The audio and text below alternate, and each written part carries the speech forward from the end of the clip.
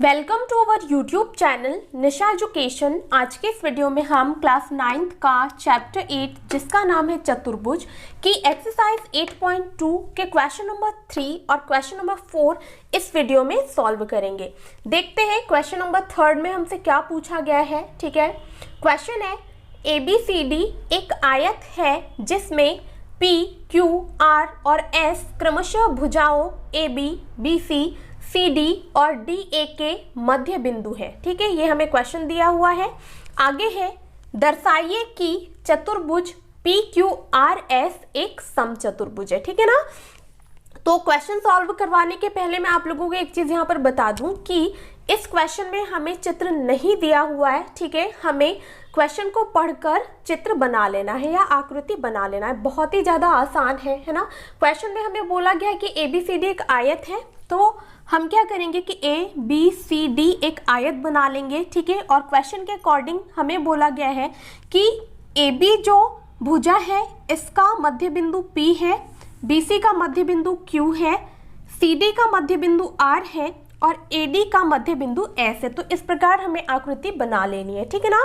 तो चलिए इस क्वेश्चन को हम हल करते हैं। ठीक है, सबसे पहले हमें जो सिद्ध करना है उसे लिख लेते हैं। तो मैं यहाँ लिख लेती हूँ सिद्ध करना है। तो देखिए हमें यहाँ पर क्या सिद्ध करना है। चतुर्भुज PQRS एक समचतुर्भुज है। ठीक है, तो मैं यहाँ पर लिख देती हूँ चतुर्भुज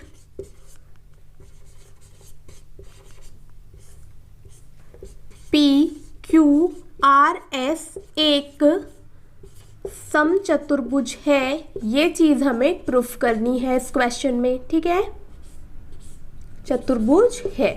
ठीक है ना। अब देखिए मैंने यहाँ पर AC और BD विकर्ण बनाया हुआ है। ठीक है, क्योंकि इन विकर्णों की जरूरत हमें आगे क्वेश्चन में पढ़ने वाली है, इसलिए मैंने यहाँ पर रचना की है। तो हम यहाँ पर रचना लिख देंगे जो कुछ भी हमने रचना में किया है। ठीक है ना। तो यहाँ लिख देते हैं रचना। रचना में हमने क्या किया है, AC और BD विकर्ण खींचा। AC और BD विकर्ण खींचा। ठीक है, बहुत ही ज्यादा आसान क्वेश्चन है। ठीक है ना। इससे पहले हमने जो क्वेश्चन नंबर 1 और 2 किया था लगभग वैसा ही क्वेश्चन है ये। ठीक है, इस क्वेश्चन को भी हम मध्य बिंदु प्रमेय की हेल्प से सॉल्व करेंगे। ठीक है, तो देखिए ठीक है ना, यहाँ पर BD विकर्ण आप लोगों को दिख रहा है। BD विकर्ण के ऊपर की तरफ आपको एक त्रिभुज दिख रहा होगा जिसका नाम है त्रिभुज ADB। ठीक है, और BD विकर्ण के नीचे की तरफ आपको एक त्रिभुज दिख रहा होगा जिसका नाम है BCD। ठीक है, तो इन दोनों त्रिभुजों में मतलब BD विकर्ण के ऊपर की तरफ वाला और नीचे की तरफ वाला जो त्रिभुज दिख रहा है इसमें हम क्या लगा देंगे, मध्य बिंदु प्रमेय। ठीक है, तो चलिए यहाँ पर मैं लिख देती हूँ। सबसे पहले त्रिभुज ADB में, त्रिभुज ADB में मध्य बिंदु प्रमेय मैं आप लोगों को फिर से याद दिला देती हूँ कि किसी भी त्रिभुज में किन्हीं दो भुजाओं के मध्य बिंदु को मिलाने वाला रेखाखंड तीसरी भुजा से आधा होता है और तीसरी भुजा के समांतर होता है। ठीक है, इसका मतलब यहाँ पर जो PS रेखाखंड है ये BD के समांतर होगा और PS BD से आधा होगा। तो चलिए इसी बात को मैं यहाँ पर लिख देती हूँ कि PS समांतर होगा BD विकर्ण के तथा PS आधा होगा BD विकर्ण के। ठीक है, और हम यहाँ पर रीजन लिख देते हैं मध्य बिंदु प्रमेय से।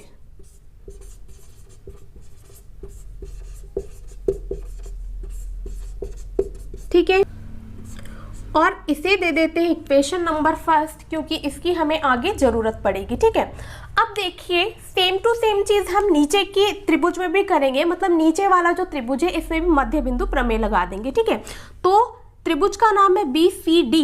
ठीक है, तो चलिए मैं यहाँ पर लिख देती हूँ कि त्रिभुज BCD में मध्य बिंदु प्रमेय लगाएंगे। तो मध्य बिंदु प्रमेय के अकॉर्डिंग ये जो RQ रेखाखंड है ये BD के समांतर होगा और RQ रेखाखंड BD से हाफ होगा या आधा होगा। ठीक है, तो चलिए मैं यहाँ पर लिख देती हूँ कि जो RQ रेखाखंड है ये BD विकर्ण के क्या होगा, समांतर, तथा जो RQ रेखाखंड है ये हाफ होगा BD के। ठीक है, रीजन हम यही लिख देंगे मध्य बिंदु प्रमेय से।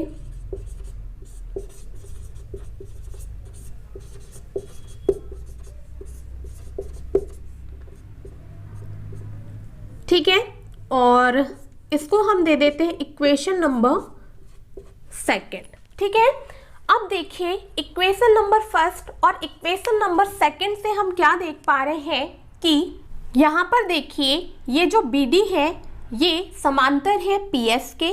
ठीक है, और BD समांतर है RQ के। ठीक है ना, BD समांतर है PS के और BD ही समांतर है RQ के। इसका मतलब यहाँ पर PS और RQ भी आपस में क्या होंगे, समांतर। ठीक है, तो चलिए मैं यहाँ पर लिख देती हूँ। ठीक है, और ये चीज़ हमने क्वेश्चन नंबर फर्स्ट और क्वेश्चन नंबर सेकंड में भी ऐसा किया हुआ है, तो आई होप आपको कोई दिक्कत नहीं हो रही हो। ठीक है, तो मैं लिख देती हूँ समीकरण 1 व समीकरण 2 से।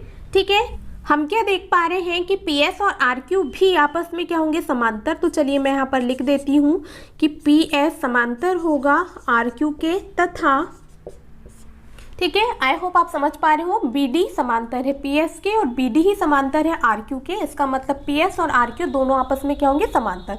ठीक है, अब यहाँ पर देखिए PS बराबर हाफ BD के और RQ बराबर हाफ BD के, और इन दोनों समीकरणों में राइट हैंड साइड क्या है, बराबर, तो लेफ्ट हैंड साइड भी क्या होंगे, बराबर। ठीक है, तो चलिए यहाँ पर हम लिख देते हैं कि PS और RQ आपस में क्या होंगे, बराबर। ठीक है, अब देखिए चतुर्भुज PQRS में, ठीक है ना, PS मतलब ये वाली भुजा और ये वाली भुजा समांतर है और साथ ही साथ ये दोनों भुजाएं बराबर भी हैं। ठीक है, और मैंने कल भी आप लोगों को बताया था कि जब भी किसी चतुर्भुज में सम्मुख भुजाओं का एक युग्म क्या हो, बराबर भी हो, साथ ही साथ समांतर भी हो, तो ऐसा चतुर्भुज क्या होता है, समांतर चतुर्भुज होता है। ठीक है, तो मैं यहाँ पर लिख दूंगी कि अतः, और इसे हम दे देते हैं इक्वेशन नंबर थर्ड, क्योंकि इसकी भी हमें आगे जरूरत पड़ेगी। ठीक है, तो चलिए मैं यहाँ पर लिख देती हूँ कि अतः PQRS एक समांतर चतुर्भुज है। ठीक है, ये तो बात हुई इस चतुर्भुज को समांतर प्रूफ करने की। ठीक है, अब देखिए हमें यहाँ पर क्या सिद्ध करना है, चतुर्भुज PQRS को एक सम चतुर्भुज प्रूफ करना है। ठीक है, और इस चतुर्भुज को सम चतुर्भुज प्रूफ करने के लिए हमें इसकी चारों भुजाओं को आपस में क्या करना होगा, बराबर करना होगा। ठीक है, तो देखिए अभी अभी हमने क्या किया है कि चतुर्भुज PQRS को समांतर चतुर्भुज प्रूफ किया है, और हम समांतर चतुर्भुज के गुणधर्म जानते हैं कि समांतर चतुर्भुज में सम्मुख भुजाओं का जो युग्म होता है ना, वो क्या होता है, आपस में बराबर भी होता है, साथ ही साथ समांतर भी होता है। ठीक है, तो देखिए PQRS को अभी अभी हमने क्या प्रूफ किया है, समांतर चतुर्भुज। ठीक है, और PS जो है वो बराबर है RQ के और PQ बराबर हो जाएगी RS के। ठीक है, ये तो बात हुई। लेकिन यदि हमें इस चतुर्भुज को सम चतुर्भुज प्रूफ करना है ना, तो फिर हमें आमने सामने की भुजाओं को बराबर कर देने से काम नहीं चलने वाला है। ठीक है ना, क्योंकि यदि किसी भी चतुर्भुज को सम चतुर्भुज प्रूफ करना है तो आमने सामने की भुजाएं भी आपस में क्या होनी चाहिए, बराबर, और साथ ही साथ आसन्न भुजाएं भी क्या होनी चाहिए, बराबर। ठीक है ना, तो देखिए यहाँ पर SR, और यदि हम RQ को या फिर आसन्न भुजाओं का कोई भी हम एक युग्म ले सकते हैं इस प्रकार से। ठीक है, यदि मैं SR और RQ को बराबर प्रूफ कर दूं, ठीक है, या फिर PQ और PS को बराबर प्रूफ कर दूं, तो फिर ये चतुर्भुज क्या हो जाएगा, सम चतुर्भुज प्रूफ हो जाएगा। ठीक है, अभी देखिए ये समांतर चतुर्भुज तो है, लेकिन समांतर चतुर्भुज में केवल आमने सामने की भुजाएं बराबर हुई हैं। ठीक है, लेकिन इसे हमें सम चतुर्भुज यदि प्रूफ करना है तो फिर हमें आसन्न भुजाओं को भी क्या करना होगा, बराबर। तो चलिए आगे हम इस क्वेश्चन को सॉल्व कर लेते हैं। ठीक है ना, तो देखिए ABCD क्या है, ABCD एक आयत है, ठीक है, और अभी जो मैंने यहाँ पर रचना की है मतलब विकर्ण बनाया है उसकी जरूरत अभी हमें यहाँ पर पढ़ने वाली है, ठीक है ना। तो हमें पता है कि आयत के विकर्ण क्या होते हैं, बराबर होते हैं, है ना। आयत के विकर्ण आपस में क्या होते हैं, बराबर होते हैं। तो उसी बात को मैं यहाँ पर लिख देती हूँ, ठीक है। तो सबसे पहले हम यहाँ लिख देंगे कि चतुर्भुज ABCD एक आयत है। बहुत ही ज़्यादा आसान क्वेश्चन है, ठीक है। आप लोग ध्यान से देखेंगे ना तो एक ही बार में आपको समझ में आ जाएगा, ठीक है।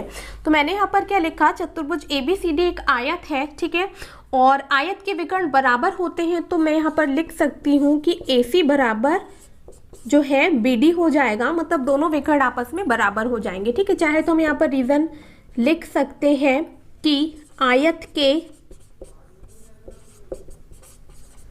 विकर्ण परस्पर बराबर होते हैं, ठीक है। अब आगे देखिए, हमें SR और RQ को भी बराबर प्रूफ करना है। तो इसके लिए हमें यहाँ पर AC विकर्ण दिख रहा है, ठीक है। AC विकर्ण के नीचे की तरफ आपको ADC क्या दिख रहा है, एक त्रिभुज दिख रहा है, ठीक है। इस त्रिभुज में भी, त्रिभुज ADC में भी हम क्या करेंगे, मध्य बिंदु प्रमेय लगा देंगे, ठीक है। तो चलिए मैं यहाँ पर लिख देती हूँ कि त्रिभुज ACD में, ठीक है, त्रिभुज ACD में यदि हम मध्य बिंदु प्रमेय लगाएंगे तो यहाँ पर क्या हो जाएगा कि ये SR जो है समांतर हो जाएगा AC के और SR हाफ होगा AC के। तो इसी बात को मैं यहाँ पर लिख देती हूँ, है ना। आई होप अभी तक आप लोग मध्य बिंदु प्रमेय को किसी भी त्रिभुज में लगाना सीख चुके होंगे, ठीक है। तो चलिए मैं यहाँ पर लगा देती हूँ कि SR समांतर होगा AC विकर्ण के, ठीक है, तथा करके मैं आगे यहाँ पर कर देती हूँ, ठीक है, ताकि आप लोगों को अच्छे से दिख जाए,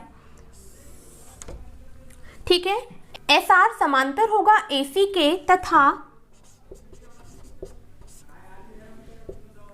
SR बराबर होगा हाफ AC के, ठीक है। आई होप ये बात आपको समझ में आ गई होगी। त्रिभुज ACD पे हमने क्या लगाया है, मध्य बिंदु प्रमेय, ठीक है। तो SR जो है समांतर होगा AC विकर्ण के और SR जो है हाफ होगा AC के, ठीक है। चाहे तो हम यहाँ लिख सकते हैं मध्य बिंदु प्रमेय से। बहुत ही ज्यादा आसान क्वेश्चन है यदि आप लोग ध्यान से देखेंगे, ठीक है। अब देखिए AC बराबर क्या है, BD, ठीक है। तो क्या मैं यहाँ पर AC की जगह BD लिख सकती हूँ, बिल्कुल लिखा जा सकता है, ठीक है। AC और BD आपस में बराबर है तो हम AC की जगह क्या लिख सकते हैं, BD लिख सकते हैं। तो चलिए लिख देते हैं। ऐसा हम इसलिए कर रहे हैं क्योंकि हमें SR और RQ को बराबर प्रूफ करना है, ठीक है। तो मैं यहाँ लिख देती हूँ SR बराबर होगा हाफ, AC की जगह हम लिख देंगे BD और यहाँ पर रीजन दे देंगे चूंकि AC और BD आपस में क्या है, बराबर। और इसे हम दे देते हैं इक्वेशन नंबर 3 हो चुकी है, इक्वेशन नंबर 4, ठीक है। अब देखिए इक्वेशन नंबर 2 और इक्वेशन नंबर 4 से हम क्या देख पा रहे हैं, ठीक है। बहुत ही आसान क्वेश्चन है, बस आपको ध्यान से देखना है, ठीक है। इक्वेशन नंबर 2 और इक्वेशन नंबर 4 में हम ये देख पा रहे हैं कि इन दोनों समीकरणों में जो राइट हैंड साइड है वो क्या है, बराबर, ठीक है। हाफ BD, यहाँ पर भी क्या है, हाफ BD, मतलब दोनों समीकरणों में राइट हैंड साइड क्या है, बराबर, तो इनके लेफ्ट हैंड साइड भी क्या हो जाएंगे, बराबर, ठीक है। तो चलिए मैं यहाँ पर लिख देती हूँ समीकरण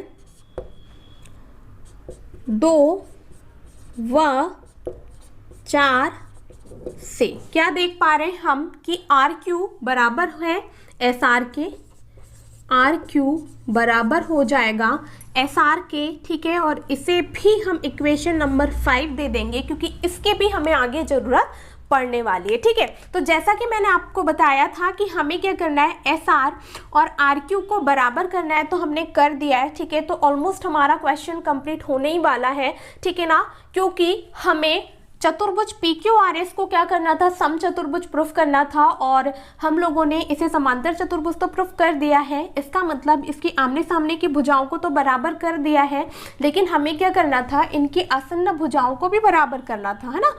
आसन्न भुजाएं हैं SR और RQ, है ना। कोई भी आसन्न भुजा का युग्म ले सकते हैं हम, तो इसे भी हमने क्या कर दिया है, बराबर। ठीक है, अब देखिए इक्वेशन नंबर 3 और इक्वेशन नंबर 5।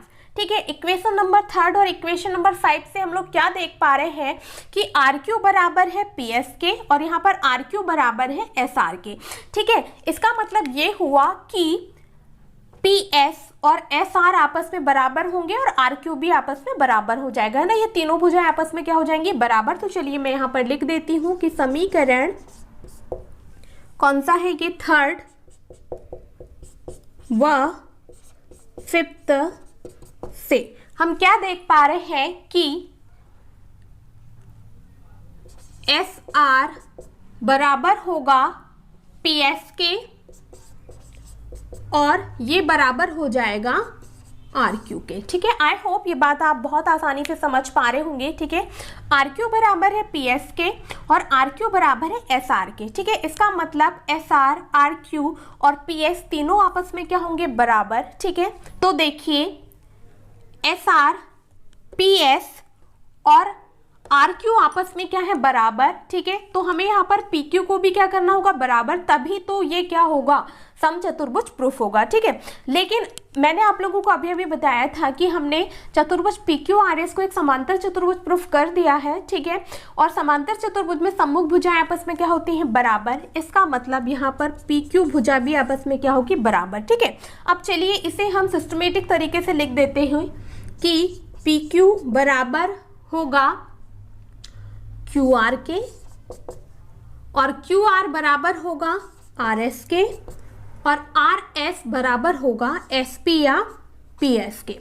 ठीक है, इसका मतलब चतुर्भुज PQRS में चारों भुजाएं आपस में क्या हो गई, बराबर। और यही चीज हमें प्रूफ करनी थी, है ना, क्योंकि हमें चतुर्भुज PQRS को एक समचतुर्भुज प्रूफ करना था और हमने चारों भुजाओं को क्या कर दिया है, बराबर प्रूफ कर दिया है। तो हम लिख सकते हैं अतः चतुर्भुज PQRS एक समचतुर्भुज है। ठीक है, बहुत ही ज्यादा आसान क्वेश्चन है, आई होप आपको बहुत अच्छे से समझ में आया होगा। चलिए मैं आप लोगों को फिर से एक बार बता देती हूँ ताकि आपको कोई भी कंफ्यूजन ना रहे। ठीक है, हमें एक आयत दिया हुआ है ABCD। ठीक है, और इसके मध्य बिंदु को मिलाने पर एक चतुर्भुज बना PQRS। ठीक है, और हमें क्वेश्चन में बोला गया था कि PQRS को हमें समचतुर्भुज प्रूफ करना है। ठीक है, तो हमने क्या की, रचना AC और BD विकर्ण खींचा। ठीक है, इसकी हमें आगे जरूरत पड़ेगी इसीलिए। ठीक है, और हमने BD विकर्ण के ऊपर की तरफ और नीचे की तरफ जो त्रिभुज बन रहे हैं उसमें क्या लगा दिया, मध्य बिंदु प्रमेय। उससे हुआ ये कि चतुर्भुज PQRS एक समांतर चतुर्भुज प्रूफ हो गया। ठीक है, और समांतर चतुर्भुज में आमने सामने की भुजाएं क्या होती हैं, बराबर। ठीक है, लेकिन हमें चतुर्भुज PQRS को एक समचतुर्भुज प्रूफ करना है तो आमने सामने की भुजाओं को बराबर कर देने से काम नहीं चलने वाला है। ठीक है, इसलिए हमने आसन्न भुजाओं को भी क्या कर दिया, बराबर। ठीक है, देख पा रहे होंगे ये। ठीक है, तो इस प्रकार इस चतुर्भुज की चारों भुजाएं आपस में क्या हो गई, बराबर, और यह जो चतुर्भुज है ये एक समचतुर्भुज प्रूफ हो गया। ठीक है, आई होप क्वेश्चन नंबर 3 आप लोगों को बहुत अच्छे से समझ में आया होगा। चलिए अब हम क्वेश्चन नंबर 4 सॉल्व कर लेते हैं। नेक्स्ट क्वेश्चन है क्वेश्चन नंबर 4। ठीक है, बहुत ही ज्यादा आसान क्वेश्चन है, ध्यान से देखिएगा। ठीक है, क्वेश्चन है ABCD एक समलंब है। ठीक है, ABCD हमें एक समलंब चतुर्भुज दिया हुआ है। ठीक है, और समलंब चतुर्भुज में सम्मुख भुजाओं का कम से कम एक जोड़ा क्या होता है, समांतर होता है। ठीक है, तो यहाँ पर देखिए जिसमें AB समांतर है DC के। ठीक है, मतलब ये वाली जो भुजा है ये समांतर है DC के, ये दोनों भुजाएं आपस में क्या है, समांतर। ये हमें क्वेश्चन में दिया हुआ है। साथ ही BD एक विकर्ण है। ठीक है, यहाँ पर BD जो दिख रहा है ना, ये एक क्या है, विकर्ण है। और E भुजा AD का मध्य बिंदु है। ठीक है, और ये जो E है भुजा AD का क्या है, मध्य बिंदु है, मिड पॉइंट है। ठीक है, आगे दे रखा है ई से होकर एक रेखा AB के समांतर खींची गई है। ठीक है, ई से होकर AB के समांतर एक रेखा खींची गई है। ठीक है, इस रेखा का मैंने नाम दे दिया है M। ठीक है, तो यहाँ पर देखिए जो M रेखा है AB के समांतर है, ये चीज़ हमें दी गई है क्वेश्चन में। ठीक है, आई होप आप क्वेश्चन समझ पा रहे हो। ठीक है, मैं क्वेश्चन पढ़ करके और आपको आकृति में समझाते जा रही हूँ। ठीक है, जो BC को F पर प्रतिच्छेद करती है। ठीक है, जो BC को F बिंदु पर प्रतिच्छेद करती है। ठीक है, दर्शाइए कि F भुजा BC का मध्य बिंदु है। ठीक है, ये सारा सब कुछ हमको क्वेश्चन में दे रखा है कि ABCD एक क्या है, समलंब चतुर्भुज। ठीक है, यहाँ पर ये वाली भुजा और ये वाली भुजा क्या है, समांतर है। ठीक है, और इस भुजा के समांतर हमें ये वाली भुजा दी गई है। ठीक है, तो हमें ये बोला गया है कि यहाँ पर हमें ये सिद्ध करना है कि BC भुजा का मध्य बिंदु क्या है, F है। ये चीज़ हमें यहाँ पर प्रूफ करनी है। ठीक है, तो सबसे पहले हमें जो क्वेश्चन में दिया हुआ है ना, उसे लिख लेते हैं। ठीक है, तो यहाँ पर लिख लेते हैं, दिया है, क्या दिया है, डायरेक्ट हम लिखेंगे, इतना सारा सब कुछ नहीं लिखेंगे कि ABCD एक समलंब है। ठीक है, डायरेक्ट हम यहाँ से लिखेंगे कि AB जो है वो समांतर है DC के। ठीक है, और AB के समांतर M रेखा है। ठीक है, तो मैं यहाँ पर लिख देती हूँ कि AB के समांतर क्या है, M रेखा है। ठीक है, अब देखिए AB और ये जो M रेखा है ये क्या है, समांतर। ठीक है, और AB और DC रेखा भी क्या है, समांतर, या DC भुजा और AB भुजा भी क्या है, समांतर। इसका मतलब M जो रेखा है वो DC भुजा के भी क्या होगी, समांतर। ठीक है, आई होप इस बात को आप समझ पा रहे हो। ठीक है, ये भुजा इस भुजा के समांतर है। ठीक है, ये भुजा इस रेखा के समांतर है। इसका मतलब ये दोनों भी आपस में क्या होंगे, समांतर। मतलब मैं ये कह दूं कि ये भुजा, ये और ये तीनों आपस में क्या होंगे, समांतर। ठीक है, तो मैं यहाँ पर लिख देती हूँ कि DC के समांतर क्या हो जाएगा, M रेखा। ठीक है, ये चीज़ें हमें दी हुई है। अब हमें जो सिद्ध करना है उसे लिख लेते हैं। बहुत ही ज़्यादा आसान क्वेश्चन है ये। ठीक है, सिद्ध नहीं करना है, इसमें हमें 2-3 लाइनें लिखनी है बस। ठीक है, सिद्ध करना है, क्या सिद्ध करना है कि F भुजा BC का मध्य बिंदु है। ये चीज़ हमें प्रूफ करनी है। ठीक है, तो मैं यहाँ पर लिख देती हूँ सिद्ध।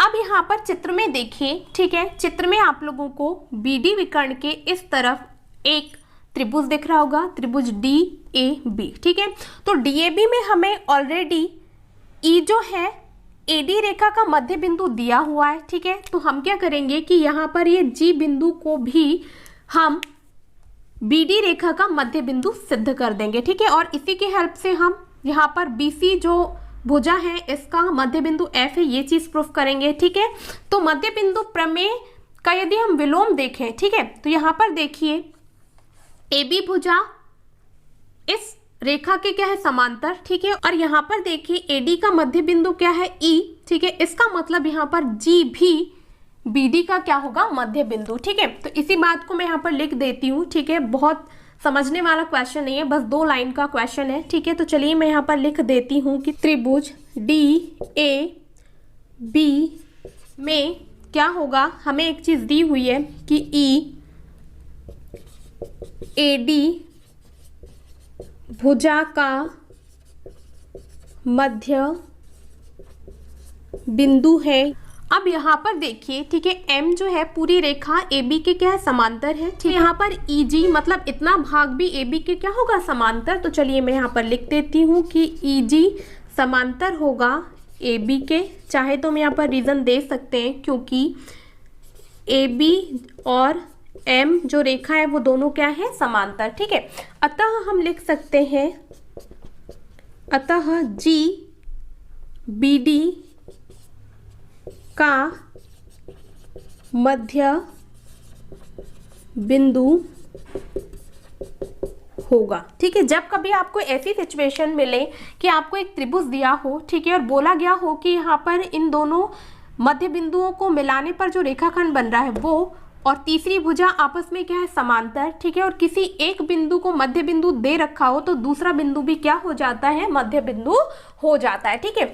इसी चीज को हम, अब आप लोगों को एक दूसरा त्रिभुज दिख रहा होगा, त्रिभुज BCD, इस त्रिभुज में भी यही चीज हम करेंगे, ठीक है। तो चलिए मैं लिख देती हूँ त्रिभुज BCD में, ठीक है, हमें क्या चीज दी हुई है, अभी अभी हमने सिद्ध किया है कि G जो है वो BD का मध्य बिंदु है। तो चलिए मैं लिख देती हूँ कि G BD का मध्य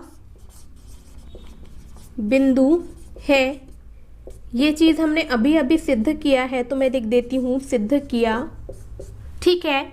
अब देखिए यहाँ पर अभी अभी मैंने दिया है, मैं लिखवाया है कि M और DC भी आपस में क्या है, समांतर, ठीक है। मतलब इसका इतना भाग, इस रेखा का GF मतलब सिर्फ इतना भाग भी DC के क्या होगा, समांतर। तो चलिए मैं यहाँ पर लिख देती हूँ कि GF समांतर होगा DC के, ठीक है। चूंकि करके लिख देते हैं, चूंकि DC के समांतर क्या है, M, ठीक है। अब देखिए ये दोनों मतलब इतना भाग और इतना भाग समांतर है, इसका मतलब F भी BC का क्या होगा, मध्य बिंदु। तो चलिए मैं यहाँ पर लिख देती हूँ कि F अतः करके, अतः F भुजा BC का मध्य बिंदु है, ठीक है। तो देखिए यही चीज हमें प्रूफ करनी थी, जो कि हमने बहुत ही ज्यादा आसानी से क्या कर दिया, प्रूफ कर दिया, ठीक है। मैं आप लोगों को फिर से यहाँ पर रिपीट करवा देती हूँ ताकि आपको कोई भी कंफ्यूजन ना रहे, ठीक है। बहुत ही ज्यादा आसान क्वेश्चन है ये, ठीक है। हमें एक समलंब चतुर्भुज दिया हुआ है जहां पर AB और DC आपस में क्या है, समांतर, ठीक है। और AB के समांतर हमें एक रेखा दी गई है क्वेश्चन में जिसका नाम है M, है ना। M हमने अपनी तरफ से दिया है, ठीक है। अब देखिए AB और M क्या है, समांतर, ठीक है। और AB और DC भी क्या है, समांतर। इसका मतलब M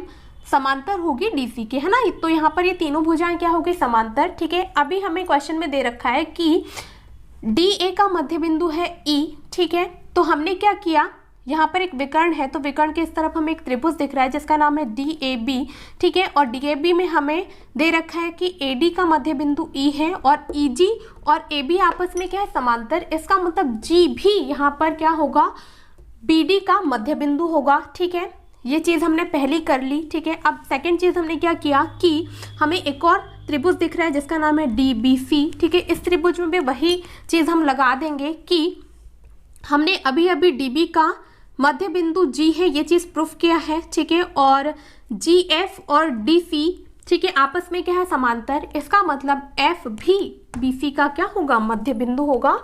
और ये देखिए जो चीज़ हमें प्रूफ करनी थी बहुत ही आसानी से आ चुका है, ठीक है। आई होप क्वेश्चन नंबर 3 और क्वेश्चन नंबर 4 आप लोगों को बहुत अच्छे से समझ में आया हो, ठीक है। यदि वीडियो पसंद आई हो तो वीडियो को लाइक करना बिल्कुल भी ना भूलें, ठीक है। और अपने दोस्तों के साथ ज़्यादा से ज़्यादा शेयर करें। और यदि मेरे चैनल पर नए हैं तो चैनल को सब्सक्राइब करके बेल आइकॉन प्रेस कर लें ताकि इसी तरह की सारी वीडियोज़ सबसे पहले आप तक पहुँचती रहे। Thank you.